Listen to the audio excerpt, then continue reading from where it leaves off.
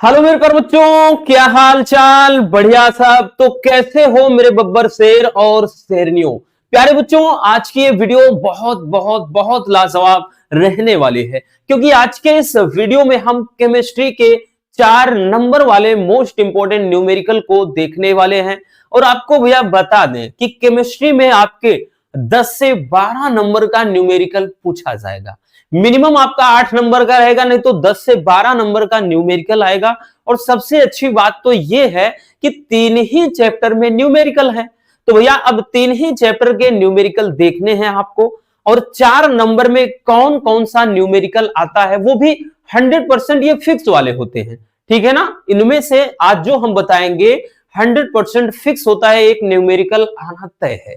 तो चलिए देख लेते हैं वो कौन कौन से न्यूमेरिकल हैं, ताकि आप भैया पहले से तैयार रहें।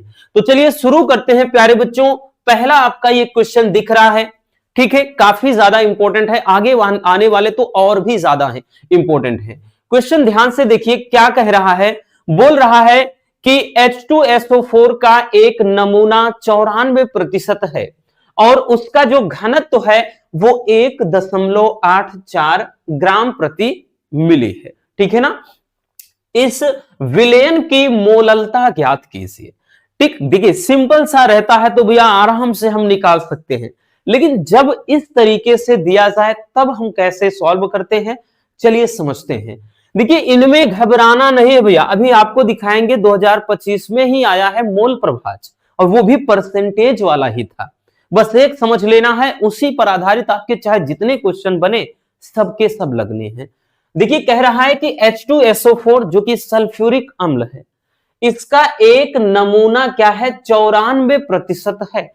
तो यहां पर भैया ये किसका मान दिया है, तो ये दिया है H2SO4 का भार की मात्रा हम लिख सकते हैं कि मात्रा कितनी है 94%।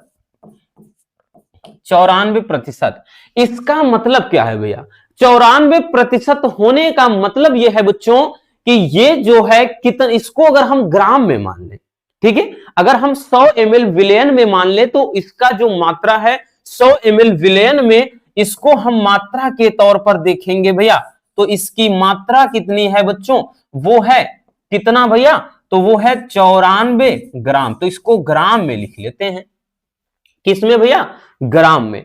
ठीक, अब उसके बाद अब हम पूरे विलयन का आयतन निकालेंगे। क्या निकालेंगे भैया, पूरे विलयन का आयतन।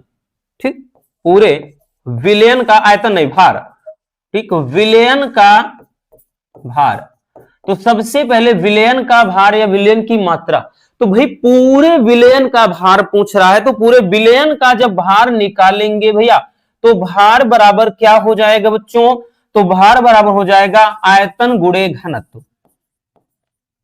आयतन गुणे घनत्व हो जाएगा। ध्यान से एक एक स्टेप समझते चलना, बहुत सिंपल है। ठीक, इसमें बिल्कुल भी घबराना नहीं बच्चों। अब यहां पे ध्यान से समझना, ये पूरे विलयन का अपन भार निकाल रहे हैं, यानी पूरा टोटल विलयन। तो पूरे विलयन का जो भार निकलेगा, आयतन कितना अभी हमने बताया ना, तो ये इस भाई 100 ml में, जब भी प्रतिशत वाला आता है वॉल्यूम हमेशा 100 ml माना जाता है। तो 100 ml में ये 94 ग्राम है, तो भैया आयतन कितना रखेंगे बच्चों, 100 ml। ठीक है, डेंसिटी घनत्व कितना है प्यारे बच्चों, घनत्व यहां साफ साफ दिख रहा है। ठीक है भैया, तो 1.84 है। तो ये कितना निकल कर आ गया भैया, 184 ग्राम। अब हमारी बातों को थोड़ा ध्यान से समझना। पूरा का पूरा विलयन का जो भार है वो कितना है भैया, 184 ग्राम। उसमें विलेय यानी सल्फ्यूरिक अम्ल कितना डाला गया है, 94 ग्राम। अगर आपसे हम पूछ लें इसमें जल कितना है, यानी विलायक कितना है, पानी की मात्रा कितनी है, तो आप कहोगे पूरे विलयन वाले भार में से जब हम इस विलेय का भार निकाल दें। ठीक है, जैसे हम यूं कह लें कि पूरा शरबत क्या है, आधा लीटर का है।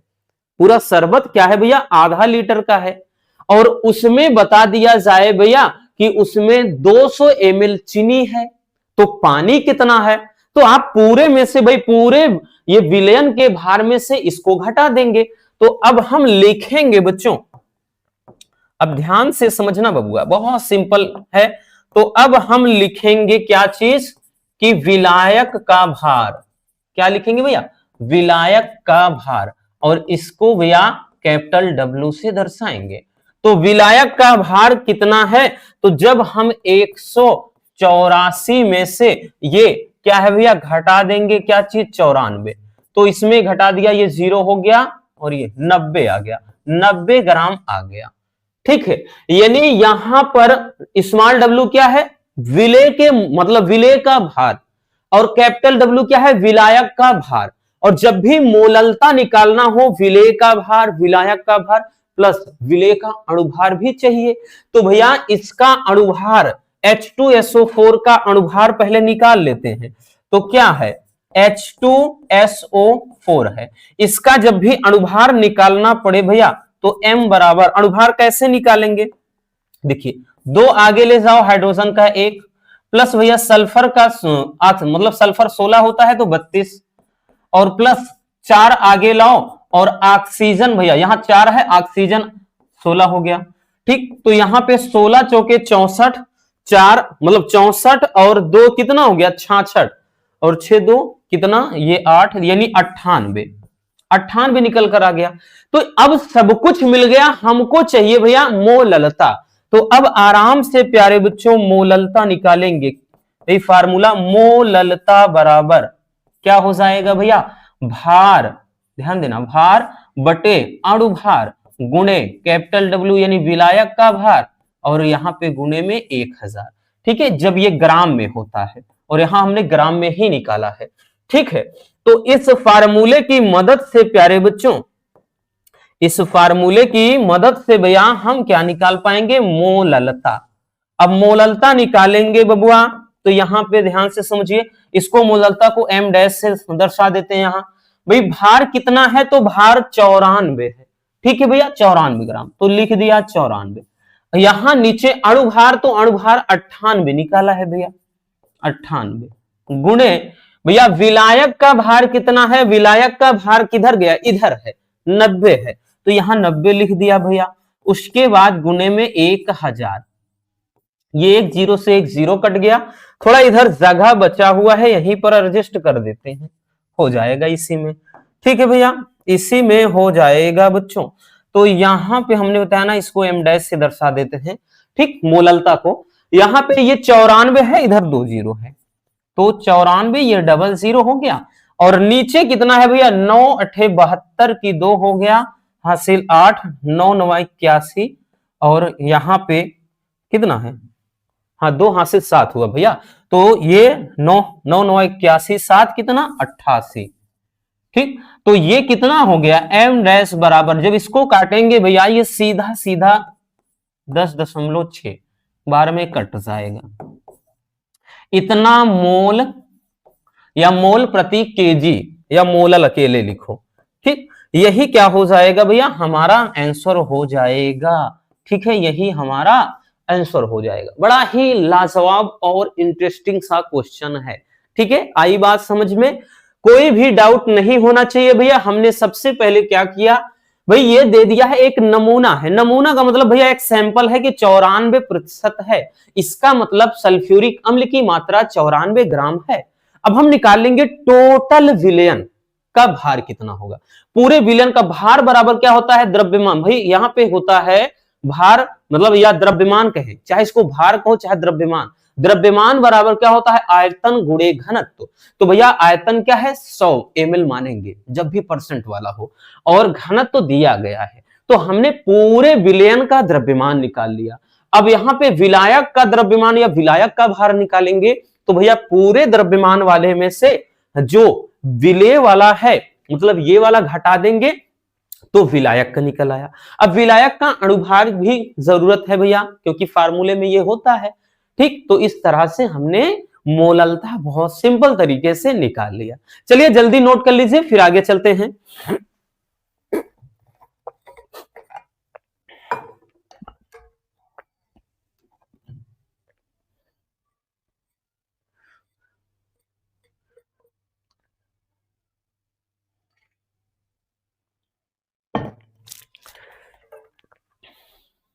हो गया भैया। चलिए बच्चों आगे चलते हैं। सर्दी जुकाम ने तो परेशान कर दिया है भाई, आप लोग भी थोड़ा बच के रहिएगा, मौसम ठीक नहीं चल रहा। देखिए ये क्वेश्चन भी बहुत ही लाजवाब है और इस टाइप का क्वेश्चन भैया कई बार आया है, ठीक है। और कई बार क्या बात कर लें 2025 में ही आया है लेटेस्ट, मतलब भाई प्रीवियस ईयर में बहुत पिछले हम बात नहीं कर रहे, 2025 की ही बात कर रहे हैं, आया है। कह रहा है यूरिया का एक विलयन भारानुसार 6% है। और विलयन में यूरिया तथा जल के मोल प्रभाज की गणना करना है और यूरिया का आणविक जो द्रव्यमान है वो 60 है, यानी उसका परमाणु भार दिया है। अब ऐसे में देखेंगे भैया, कहेंगे तो आप तो कहेंगे 6% दे दिया है, बाकी जल और यूरिया का पूछ लिया, ये तो दिमाग एकदम खराब करने वाला क्वेश्चन है, हम कैसे निकालेंगे? चलिए देखते हैं भैया। सबसे पहले इसमें ध्यान से देखिए बच्चों, क्या दिया है, यूरिया का एक विलयन।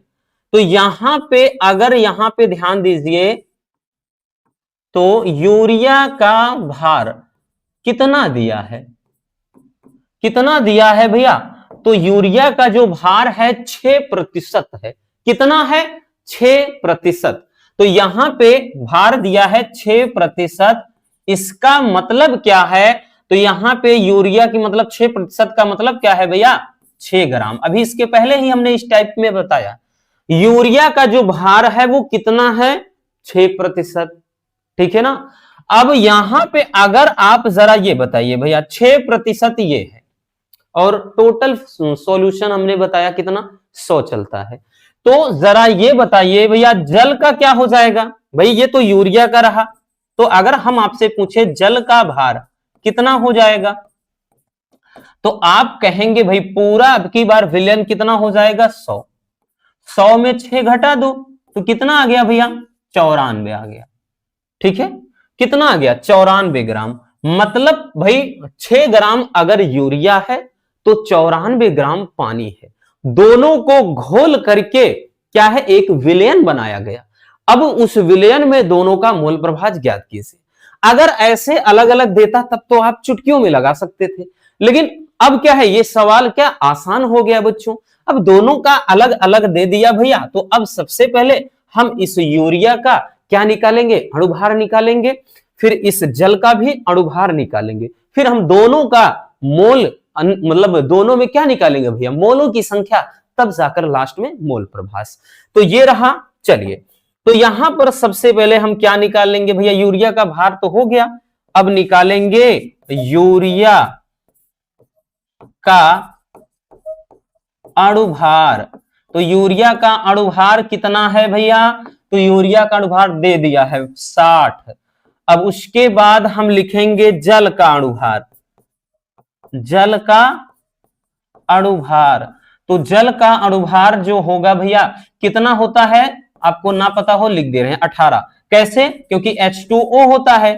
तो भैया 2 आगे ले जाओ, हाइड्रोजन 1, ऑक्सीजन 8 गुना 16, तो 16 2 18।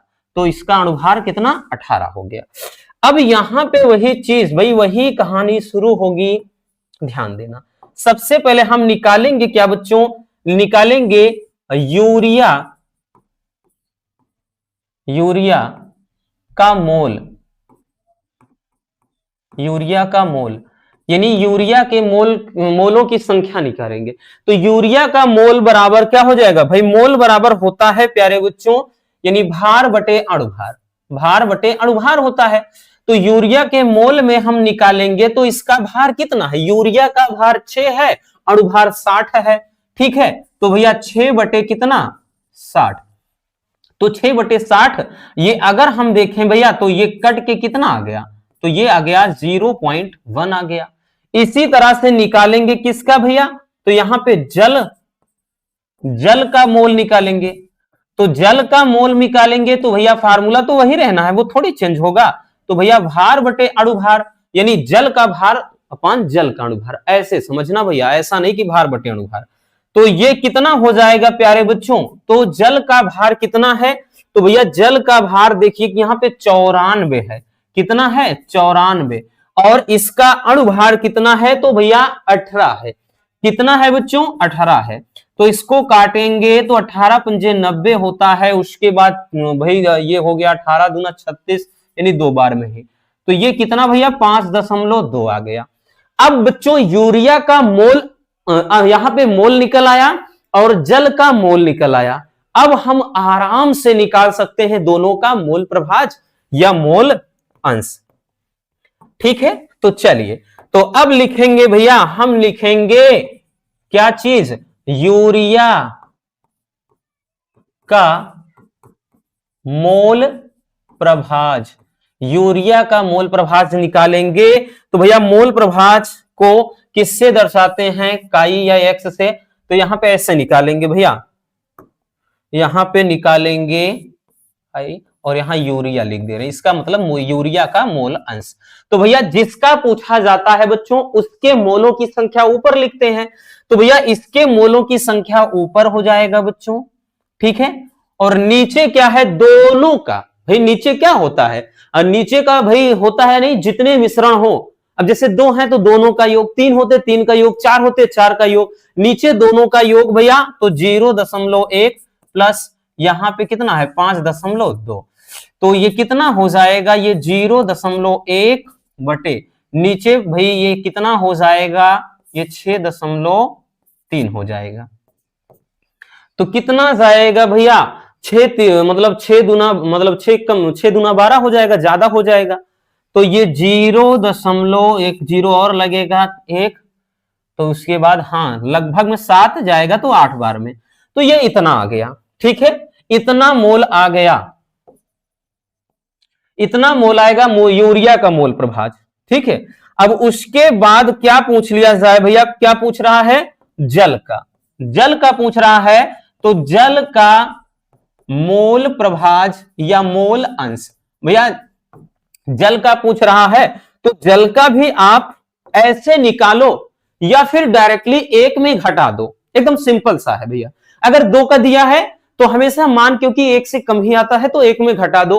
तो भैया आप ऐसे भी कर सकते हो या डायरेक्टली हमने बताया भैया 1 में जितना दिया है यही घटा दो, ठीक। 0.018 ये घटा दो, जितना आएगा वही आंसर, लगभग 0.98 ऐसा कुछ आएगा, ठीक। यही क्या हो जाएगा भैया, आंसर हो जाएगा, ठीक। तो इस तरीके से भैया क्या है, हम इस क्वेश्चन को बहुत सिंपल तरीके से सॉल्व कर सकते हैं। फिर से बता दे रहे हैं बबुआ, क्वेश्चन आपका बहुत इंपॉर्टेंट है, ठीक। और आपको अच्छे से भाई प्रैक्टिस कर लेना है, रिवीजन कर लेना है। चलिए जल्दी से स्क्रीनशॉट कर लीजिए इसे।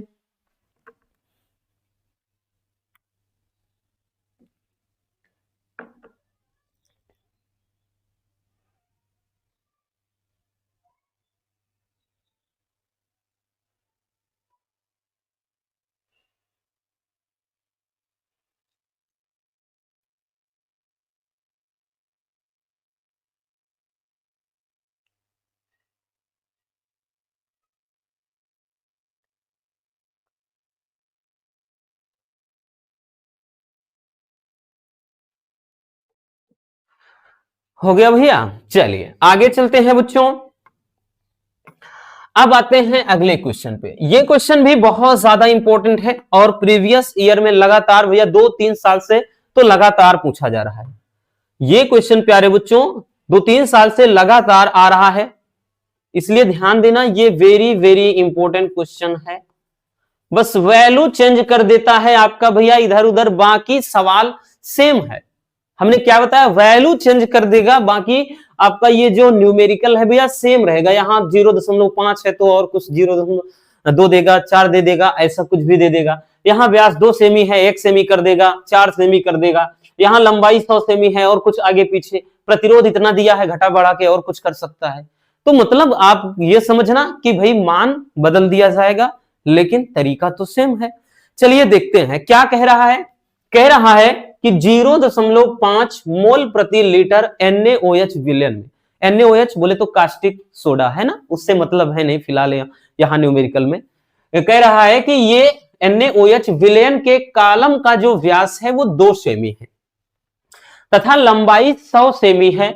अब विलयन के कॉलम का जो प्रतिरोध है वो कितना 5.55 गुणे 10 के घात 3 ओम है। इसकी प्रतिरोधकता, ठीक है, और साथ में यानी रो का मान निकालना है पहले, दूसरा चालकता कप्पा का मान निकालना है, तीसरा मोलर चालकता ज्ञात कीजिए। ठीक है, ये तीन चीजें आपको ज्ञात करना है इस न्यूमेरिकल में। चलिए भैया, सबसे पहले प्यारे बच्चों जो वैल्यू हैं उनको अपन पिक कर लेते हैं।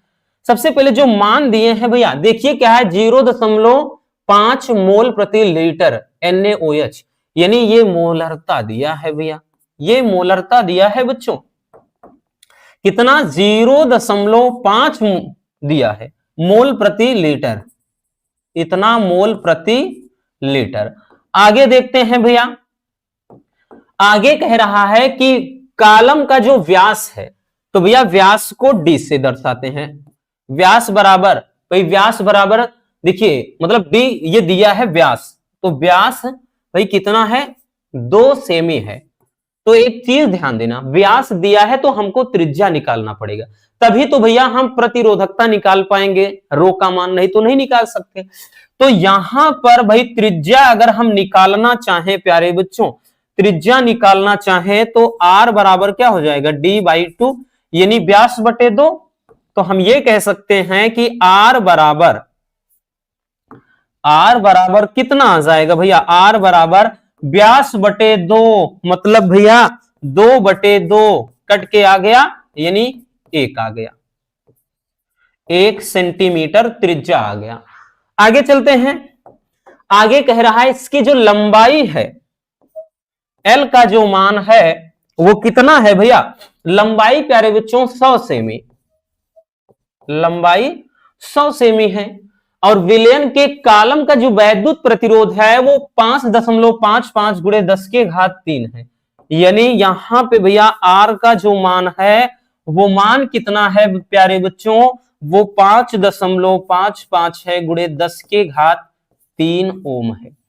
इतनी सी बात समझ में आ गई बबुआ। भाई सबसे जरूरी काम हमारा है कि हम वैल्यू को अच्छे से नोट कर लें। आई बात समझ में? अब क्या क्या पूछ रहा है भैया, चलिए उस पर फोकस करते हैं।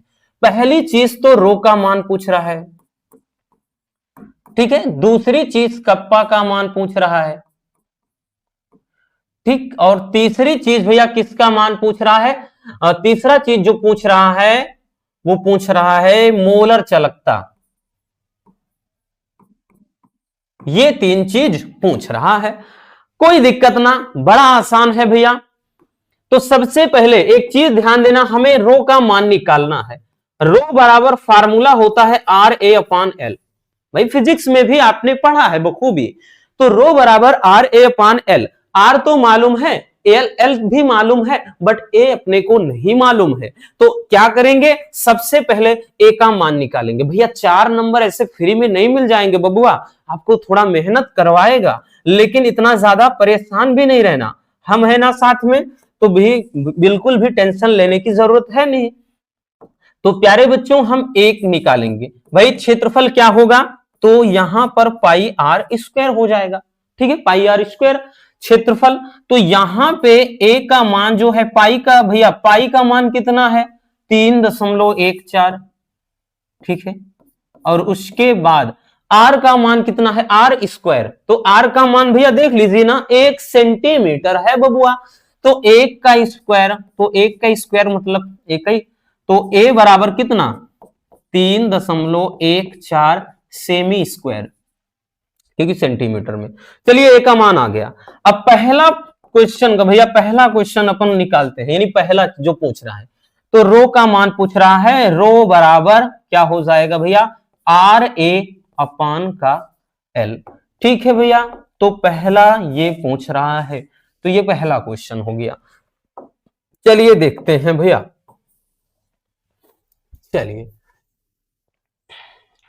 चलिए इधर देखते हैं, यहां से भाई रो बराबर, ठीक, पी मत समझ लेना, रो है, R का मान कितना इधर है 5.55 गुणे 10⁻³ ये 3 है। A का मान कितना है भैया, तो A का मान 3.14 है, ठीक है, अपॉन L का मान कितना है भैया, L का मान प्यारे बच्चों किधर गया, L का मान 100 है, 100। अब इसमें क्या करना भैया, कुछ भी नहीं बबुआ, रो बराबर देखिएगा, अब एक चीज ध्यान से समझो, एकदम सिंपल है भाई, 3 जीरो है तो 2 जीरो इसमें का निपटा दीजिए, 1 जीरो बचा है ना, 1 जीरो बचा, इसका इसके साथ गुणा करके तो भैया ये 55.5 कर सकते हैं, इसको प्यारे बच्चों 3.14 कर सकते हैं।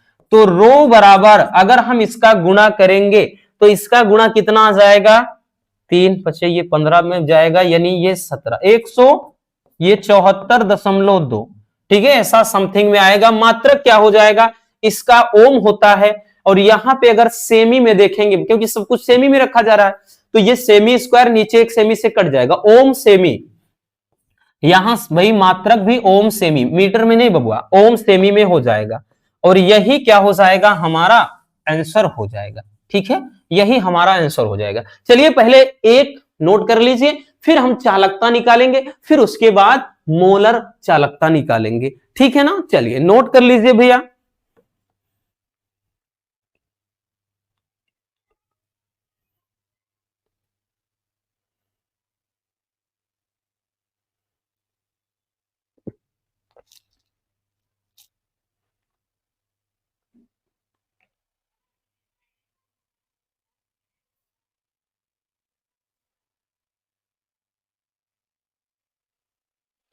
हो गया भैया, चलिए आगे चलते हैं बच्चों, नेक्स्ट मतलब अगला देखते हैं इसी में।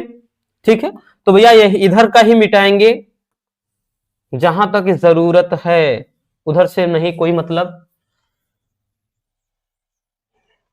देखिए पहला चीज हो गया है ना, पहला हो गया भैया, अब हम दूसरा निकालेंगे। दूसरा क्या पूछ रहा है प्यारे बच्चों, चालकता, कप्पा का मान, कप्पा बराबर 1/रो होता है। ठीक, यानी प्रतिरोधकता का जो व्युत्क्रम होता है वही चालकता होता है। ठीक, तो चलिए यहां से देखते हैं, तो ये के बराबर कप्पा बराबर 1/, भाई रो, रो का मान कितना निकला था भैया, रो का मान निकाला कितना था, कितना था, 174.2 था, ऐसा था ना, हाँ 174.2 था। अगर इसका भाग लगाएंगे, पहले वैसे ही समझिए 174.2, क्योंकि ये बहुत सारे बच्चों को परेशान करने वाली चीजें होती हैं। भाई एक ऐसे काम होगा नहीं बच्चों, अगर यहाँ पे जीरो लगाएंगे बढ़ता जाएगा, फिर जीरो लगाएंगे, फिर उसके बाद जाएगा, फिर कितना, 2 बार में मतलब ये 6, 2, 3, 4, ये 5 बार, फिर उसके बाद लगभग 7। हाँ ये ध्यान देना, ये कट के कितनी बार में जाएगा, ये पूरा आपके कट के भैया ये जाएगा 0.0057। ठीक, यानी के बराबर ये 0.0057 इतनी बार में जाएगा।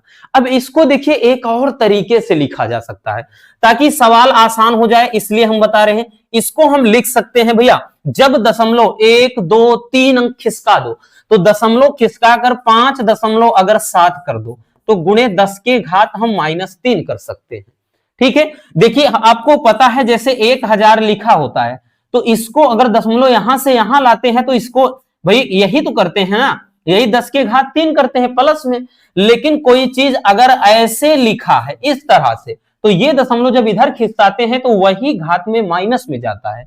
तो ये इतना आ गया कप्पा का मान। ठीक है, यहां प्रति ओम प्रति सेमी में, तो ये क्या हो जाएगा, ओम इनवर्स सेमी इनवर्स, ये मात्रक।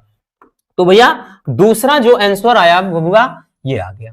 ठीक है, दूसरा आंसर ये आ गया। अब तीसरा जो आंसर है वो क्या है, मतलब तीसरा जो क्वेश्चन है वो क्या है, ध्यान दीजिए।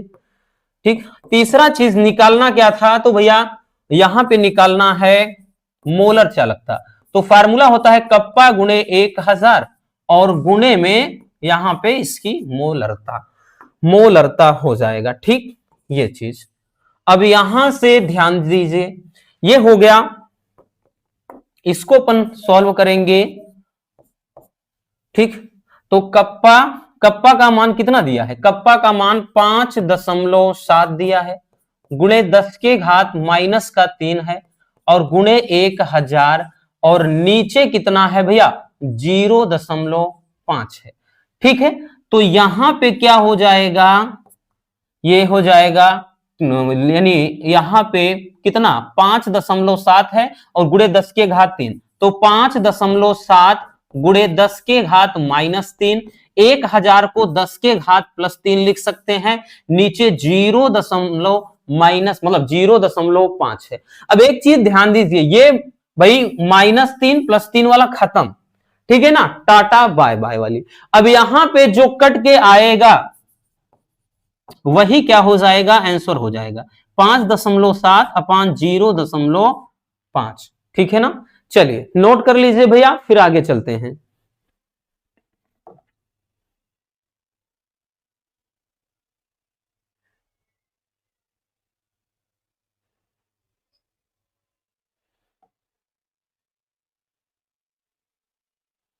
हो गया ना भैया, इसको आराम से लगा सकते हो बच्चों। अब यहां पे आपका जो कट के आएगा, एक मिनट बबुआ,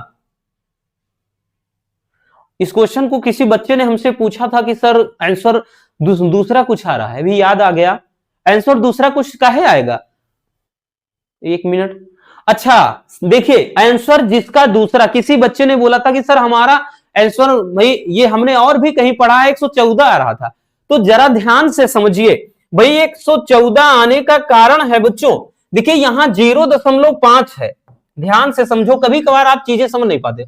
अब यहां पे कई जगह मतलब 0.05, यहां पर भी मान लेते हैं मिसप्रिंट हुआ है, तो अगर ये चीज 0.05 लिखिए, आप थोड़ी देर के लिए समझिए भैया, यहां पे ये वैल्यू ना लिखिए, 0.05 रखिए, इतना मोल प्रति लीटर, तो भैया तब ये आंसर कितना आएगा, तब समझिए इसको, तब समझिए भैया 0.0, एक मिनट भैया, एक मिनट बबुआ, आपका सारा डाउट क्लियर करते हैं। ये जब 5.7 अपान 0.05 करेंगे, तो भैया जब हम इसमें अगर दशमलव भगाने के लिए 570 करेंगे, यानी ऊपर नीचे 100 का गुणा, नीचे केवल 5 आ जाएगा, तो ये कट के कितना आ जाएगा, 5 एकम 5, 5 एकम 5 और 5 चौके 20, आ गया ना 114। तो भैया 114 साइमन सेमी स्क्वायर प्रति मोल, किसमें आएगा, साइमन सेमी स्क्वायर प्रति मोल में, ठीक है। मतलब बिना मतलब आपके लोग परेशान होते हो भैया 114 ही आएगा, लेकिन यहां पर कुछ भैया हमने बताया ना कि 0.5 अगर रहेगा तो दूसरा कुछ आएगा, 0.05 है ना, वो चीज मान भैया हमने वो गलत प्रिंट हुआ है, तब जब रखेंगे वो 114 ही आएगा, ठीक है, नोट कर लीजिए भैया।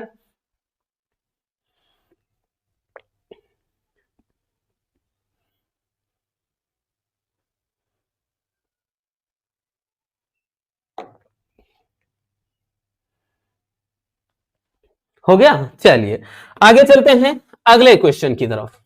अब नेक्स्ट क्वेश्चन आ जाते हैं भैया, सारे लॉन्ग वाले हैं बच्चों, हमने पहले ही बताया भैया आपको। देखिए कह रहा है कि सिद्ध कीजिए कि एक प्रथम कोटि की अभिक्रिया को 99% पूर्ण होने में लगा समय उसी अभिक्रिया को 90% पूर्ण करने में लगे समय का दोगुना होता है।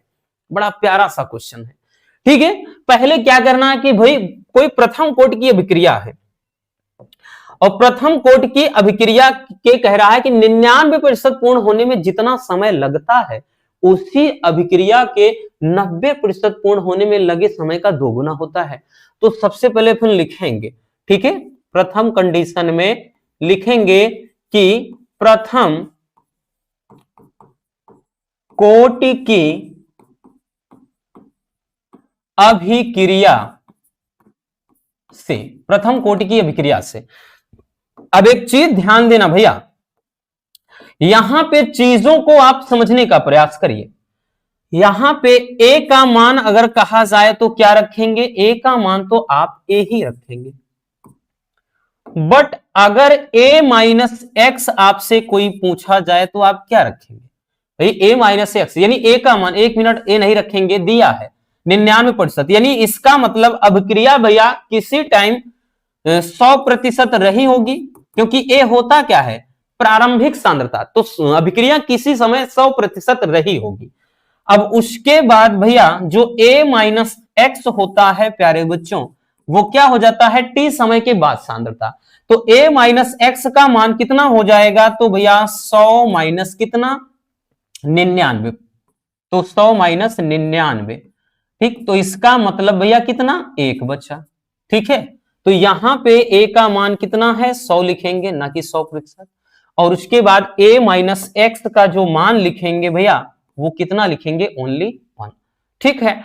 तो यहां पे अब आपका जो फार्मूला हो जाएगा वो क्या होता है, k बराबर, क्योंकि भाई हम वेग स्थिरांक का फार्मूला क्या होता है, k बराबर 2.303 अपान टी, और टी का मतलब यहां T1 मान लेते हैं, ठीक है, क्योंकि 2 समय है। तो T1 इंटू का क्या हो जाएगा, ये हो जाएगा भैया लॉग बेस 10, और a upon a minus x होता है। तो a का मान भैया कितना दिया है, a का मान 100 दिया है, और अपान a माइनस एक्स का मान कितना दिया है भैया, 1 दिया है। कितना मान, 1।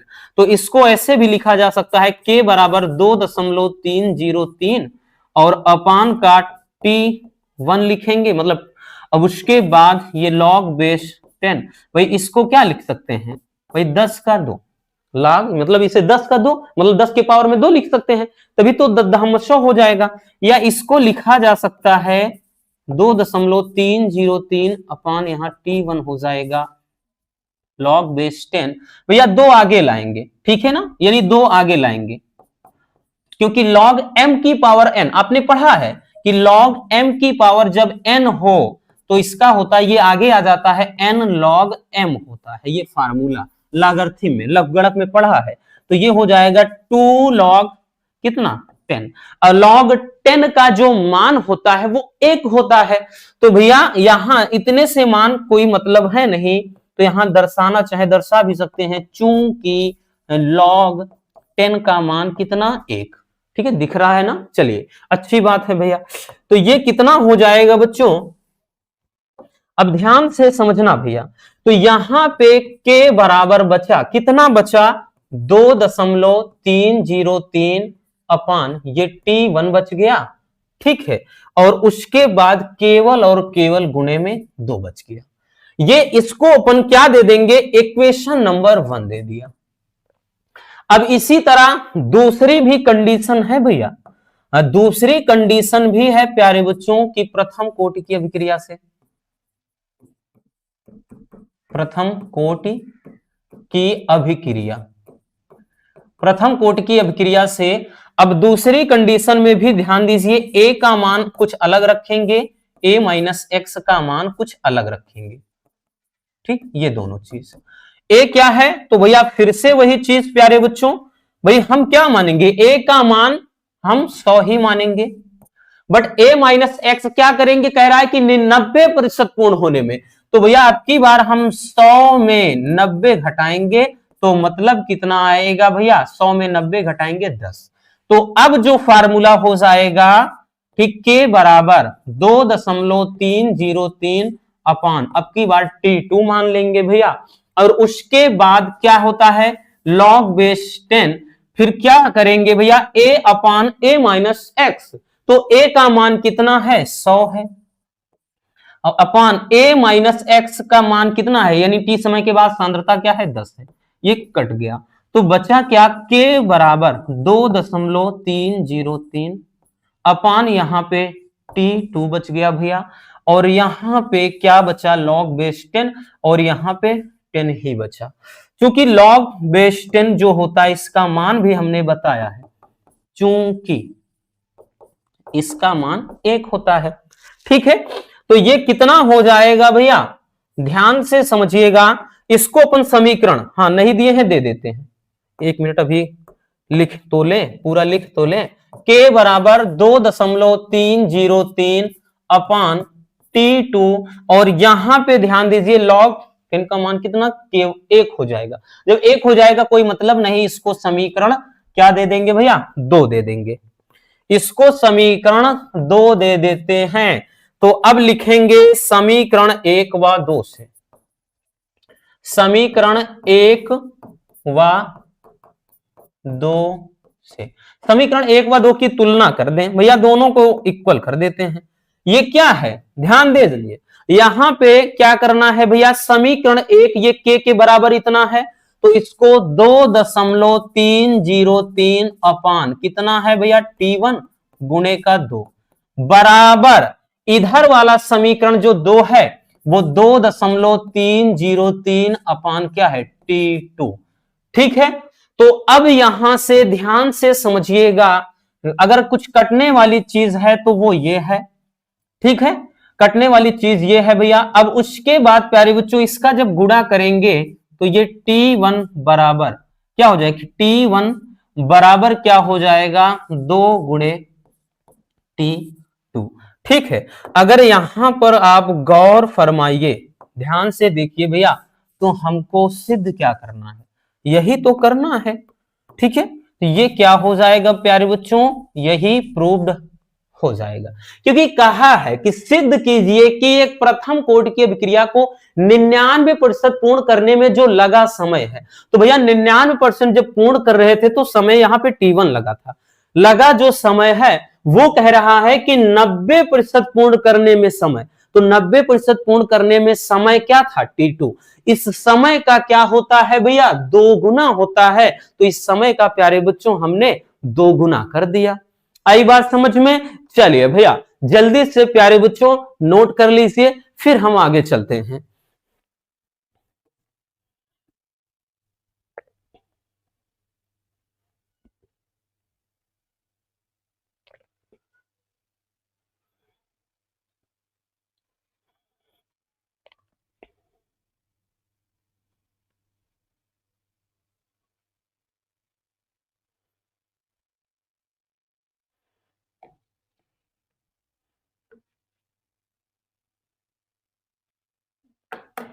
हो गया ना, चलिए आगे चलते हैं भैया। अगला क्वेश्चन, नेक्स्ट क्वेश्चन ध्यान से समझना, ये भी बहुत लाजवाब क्वेश्चन है।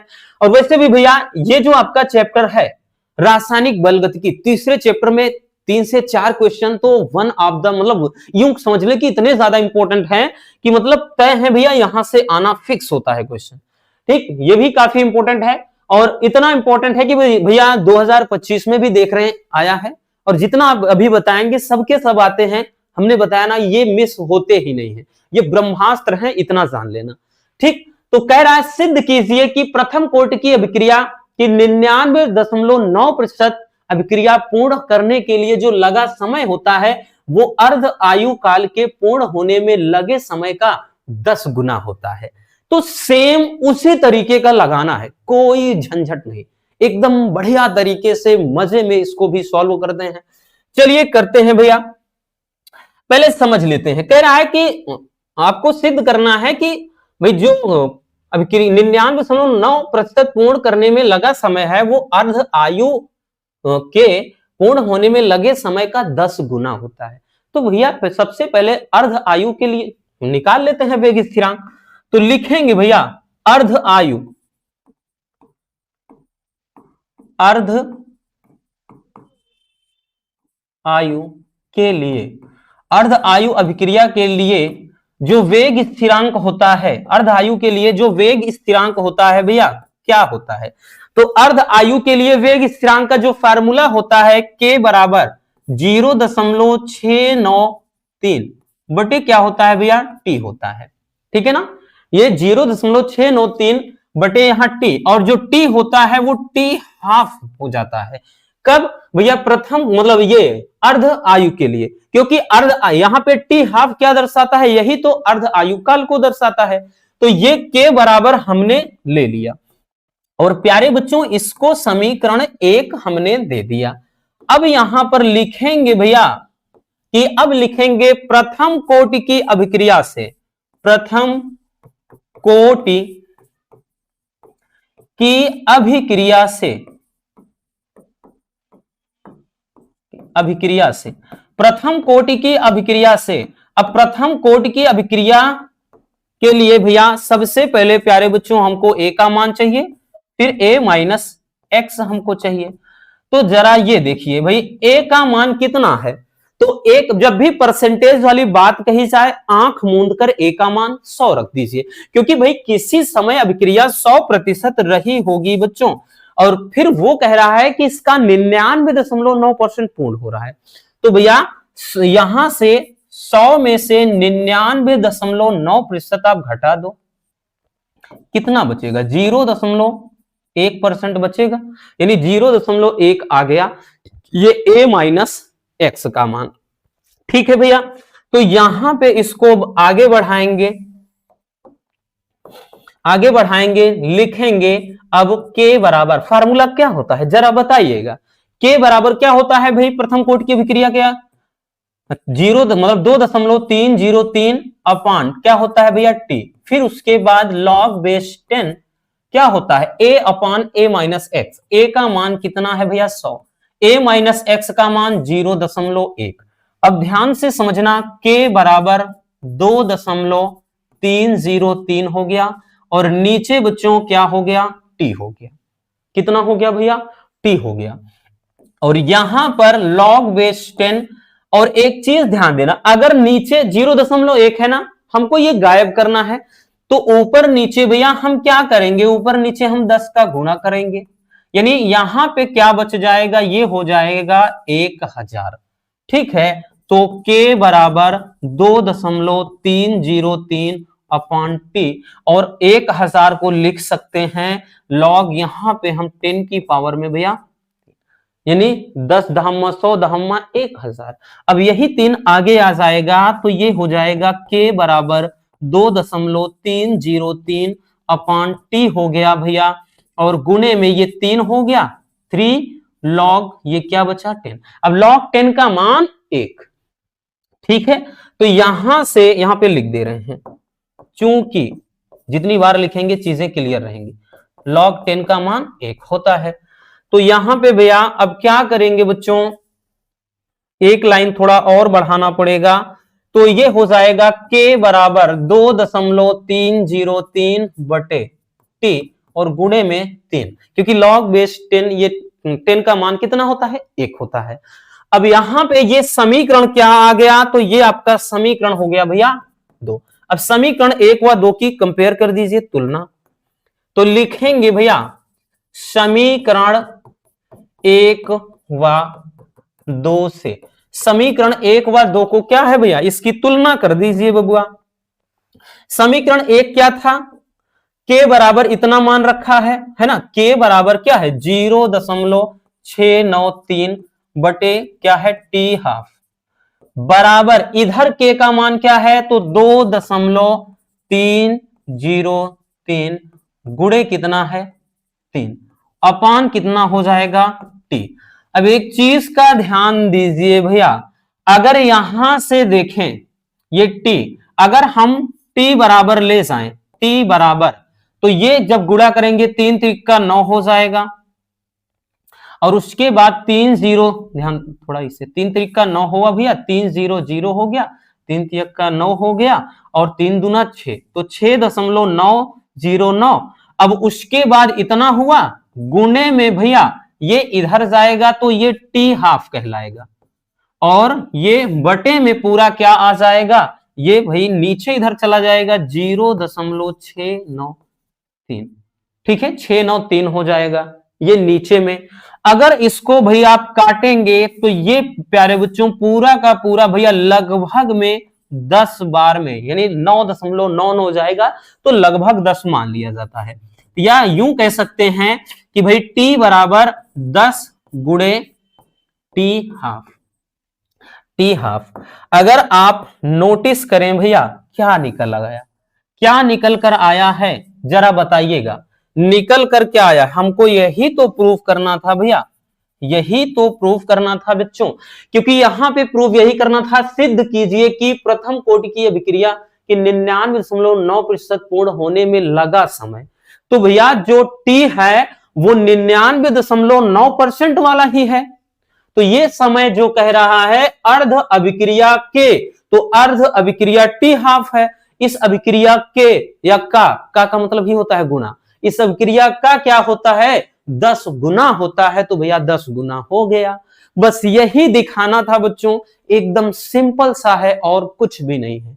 चलिए भैया जल्दी से इसको नोट कर लीजिए, फिर आगे चलते हैं।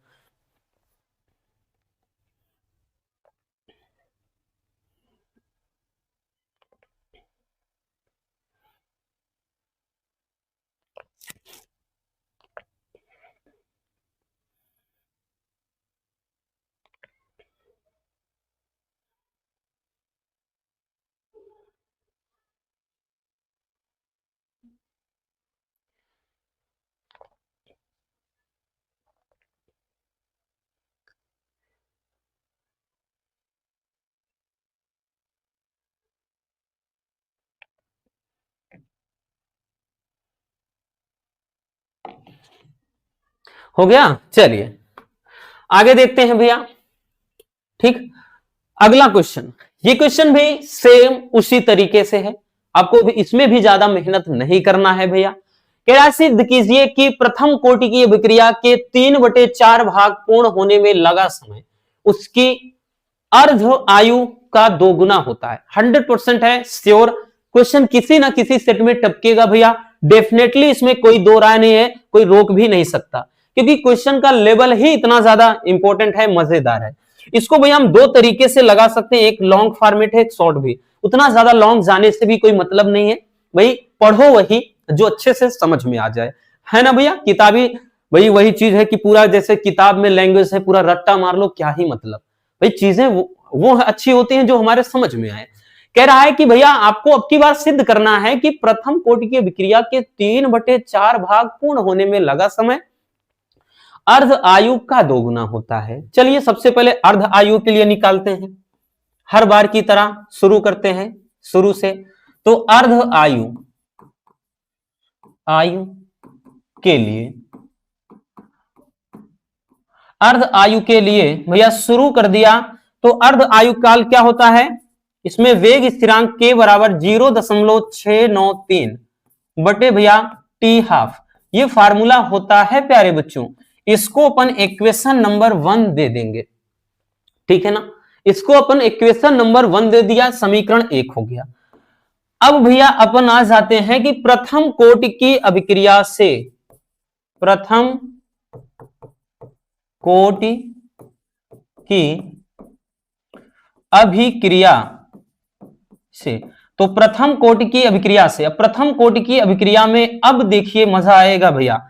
a का मान कितना रखना है बबुआ, और a माइनस एक्स का मान कितना रखना है। अब की बार अगर आप देखिए परसेंटेज का मान, मतलब कोई बात नहीं किया गया, और हमने बताया है जब परसेंटेज दिया रहेगा तभी आप a का मान 100 मानेंगे, नहीं तो अगर भाग वगैरह का मान दिया रहेगा कि 3/4 भाग है, 2/5 भाग है, 1/4 भाग है, 1/10वां भाग है, 1/16वां भाग है, ऐसा करके आएगा, तब आप a का मान a ही रहने दोगे, और a माइनस एक्स का मान में क्या करोगे भाई, a में से, भाई पूरा मान a ही है, a में से घटा दोगे कितना, 3/4a, इतना घटा देना है। तो भैया ये कितना आ जाएगा प्यारे बच्चों, भाई ये 4 कम 4a में 3a घट जाएगा, 1a केवल a/4 आ जाएगा। क्लियर हुआ, ये चीज समझ में आ गई भैया, क्योंकि 3/4 भाग दिया है, तो भाग वाले में जब भी आए a ही रखना है भैया, आपको 100 नहीं मानना बबुआ। अब आगे चलते हैं, आगे क्या करेंगे भैया, यहां से ध्यान से समझिए। अब फार्मूला क्या होता है आपका, k बराबर 2.303 बटे होता है भैया t, ठीक है। अब यहां t की जगह कितना, मतलब t होता है और log base 10 a/a minus x. अब की बार थोड़ा पूरा फार्मूला एक बार लिख देते हैं, ये फार्मूला है। अब यहां से k बराबर ये 2.303 और t की मान भैया, t के मान में क्योंकि हम 3/4 मतलब 3/4 भाग दर्शा रहे हैं, तो t की जगह आपकी बार 3/4 दर्शा देंगे। और यहां log बेस 10 भाई a का मान a ही है, a माइनस एक्स का मान कितना, a/4 है, इतना है ना। तो इसको क्या कर देते हैं भैया, काट देते हैं, तो ये कितना आ गया, k का मान 2.303 और नीचे 3, ये 3/4, 3/4 आ गया भाई। बटे का बटे है भैया, भगा दो ऊपर, log बेस 10 ये 4 हो गया। ठीक, 1 मिनट बबुआ, थोड़ा पानी पी लें, अजीब सा लग रहा है, गला सूख रहा है।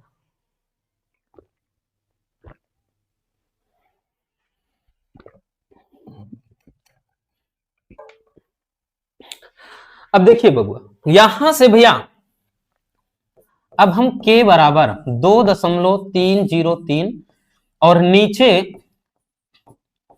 t ये 3/4 हो गया। अब log यहां पे 4 है, तो log 4 का मान डायरेक्टली आप रख दो, ठीक है। log 4 का मान कितना, जब log 2 का मान 0.3010 होता है, कितने, log 2 का मान, तो log जब 4 का रख देंगे तो 0.6020 हो जाएगा, ऐसा भी लिख सकते हैं। या आप कुछ मत रखिए, डायरेक्टली भाई इसको 2 की पावर 2 लिख दीजिए। अभी बताते हैं अच्छे से समझाने के लिए, इतना रख दीजिए अब, ठीक है। अब उसके बाद आगे समझिए, आगे क्या हो जाएगा भैया, ये k बराबर कितना 2.303 बटे 3, ये 3/4 हो गया। फिर उसके बाद देखिए log, भाई यहां m की घात जब n होता है तो n log m, तो ये वाला 2 आगे आ जाएगा, तो गुणे में 2 log 2 हो गया। तो कितना हो जाएगा k बराबर, ये हो जाएगा k बराबर 2.303 बटे ये t 3/4 हो गया। और भैया log 2 का मान होता है 0.3010 और गुणे ये 2 रहने दो। जब इसका गुणा इसके साथ हो जाएगा तो ये हो जाएगा 0.693 और बटे में 3, ये 3/4 हो गया t 3/4 और गुणे ये 2 हल। अब इसको समीकरण क्या है 2 दे दो। अब 1 और 2 का, इसका और इसका क्या कर दो, तुलना कर दो, ठीक है भैया, तुलना कर दो बच्चों। तो लिखेंगे समीकरण 1 व 2 से, समीकरण 1 व 2 की तुलना कर दो भैया, समीकरण 1 व 2 की तुलना कर देना है बबुआ। समीकरण 1 क्या है, तो ये k के बराबर इतना है 0.693 बटे क्या है भैया t हाफ, और इधर k के बराबर क्या है, तो 0.693 बटे भैया t 3/4 है गुणे 2 है, क्या है गुणे 2 है। अब एक चीज ध्यान देना, ये पूरा पार्ट इधर से ये कट गया, अब ये इसके साथ में है गुणा, तो डायरेक्टली हम कह सकते हैं 3, मतलब ये t 3/4 हो गया और ये 2 गुणे क्या हो जाएगा t हाफ, 2 गुणे t हाफ। अगर आप देखें भैया, आपको क्या करना था, यही तो प्रूव करना था। अगर आप देखिए क्या करना था, यही कह रहा है सिद्ध कीजिए कि प्रथम कोटि की अभिक्रिया के 3/4 भाग को पूर्ण होने में लगा जो समय है वो आगे कह रहा है अर्ध आयु काल, यानी अर्ध आयु काल बोले तो टी हाफ का क्या होता है 2 गुना होता है। तो ये भी तो समझ में आ गया, तो यही क्या हो जाएगा भैया आपका, ये पूरा का पूरा प्रूव हो जाएगा, ठीक है, ये प्रूव हो गया। ठीक, समझ में आया है ना प्यारा सा और लाजवाब सा क्वेश्चन। चलिए जल्दी से स्क्रीनशॉट कर लीजिए।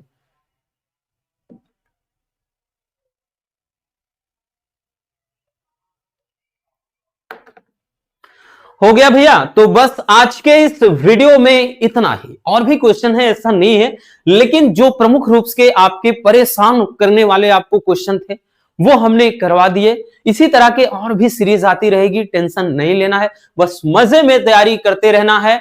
अगर वीडियो पसंद आई हो तो प्यार से लाइक जरूर कर देना, नए हैं तो चैनल को सब्सक्राइब जरूर कर लीजिए ताकि मजेदार टॉपिक पहुंचते रहे। Love you, bye bye, take care. और हाँ, एक प्यारा सा कमेंट बॉक्स में छोड़ दीजिएगा।